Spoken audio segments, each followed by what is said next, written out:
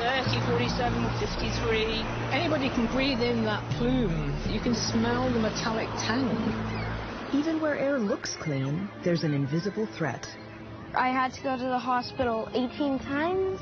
We're just filming the flames for you right now. It's Monday, October 18th. Numbers are very useful. In addition, we can find potential sources of air pollution. People have speculated that the border crossing is a source. They've speculated that burning activities and emissions in Tijuana and vehicle emissions in Tijuana can affect communities north of the border. But we weren't a bunch of hypochondriacs. Our whole family got so sick that we had to leave this house. Please give your viewpoint on air pollution in the U.S. I think the air pollution in the U.S. has become a major problem in recent years because the air pollution has affecting the children and elderly in America, and especially people with previous health conditions such as asthma, and the industrial activities and the consuming of gas is taking such a big percentage of air pollution in the U.S. I think the air pollution is becoming a major social concern in recent years. Yeah, that's it. Thank you so much. For years, we've been wearing masks indoors and taking them off outdoors, and now it's the reverse. I think the only thing that people in the United States and politicians can agree about on immigration is that the system is broken. I think it's gotten more broken, if that's possible, in the 30 years that I've been working on the issue. 2023 saw record-breaking numbers of migrant crossings at the southwestern border, with Border Patrol reporting nearly 250,000 encounters in December alone. They're poisoning the blood of our country. That's what they've done. I will not demonize immigrants saying they are poisoning the blood of our country. The migration that we're seeing happening at the border right now is unsustainable. We are not managing it, and it is overwhelming our existing immigration systems. There's broad consensus that it needs to be fixed. They just can't agree on what that way might be and how to think about that question. So why is the immigration system in the U.S. so broken? And can it ever be fixed? When people say that the immigration system is broken, they mean different things. If you're on the left, you typically mean that the system does not accommodate as many people as you would like to be able to come here legally. And when people use it from the conservative side, they mean that the system allows in far too many people who should not be here under any definition of the law.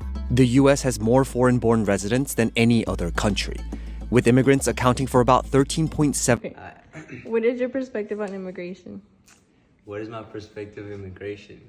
I think the first thing that comes to mind is my parents are actually immigrants, and they came from another country into this country. And for us as their kids to have a better opportunity and maybe go further than where they could have gone. And growing up, I remember just telling my parents, like, oh, my parents are from here, they're from there. And it was something that wasn't normal to other kids, but to me it was something that was kind of normal. And now that as I'm older, I kind of see around and see the continual process of immigration of different people coming into this United States, and now seeing how it's not only because of better opportunity, but now I see how people are coming into this country because they're being persecuted in other countries, or they're going through stuff that they're running from, and they come here because they find refuge. So immigration could be something that is either good or bad, I guess, depending on the context.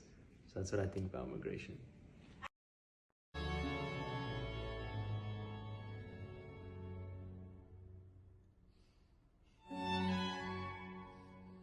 They blog regularly, they have Facebook updates regularly, they live on Twitter.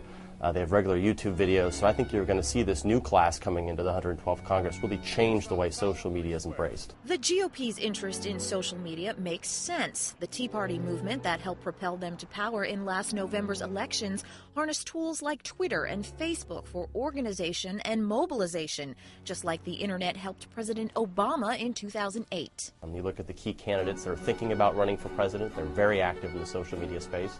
You look at the House leadership, Speaker Boehner, very active in the Senate as well. What is your personal outlook regarding the influence of mass media and politics?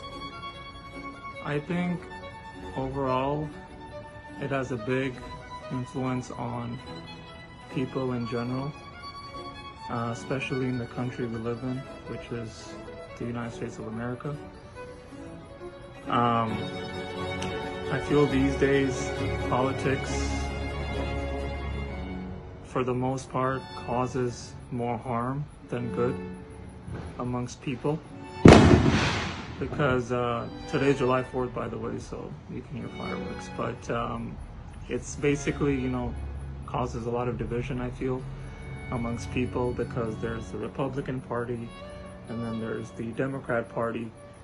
So these days, it wasn't like this before, but now there's so much polarity amongst the two parties, and because of that, people in general settings, like I would say even brothers, sisters, friends, if they don't agree on a political issue, they kind of start arguing, you know, which is kind of unheard of.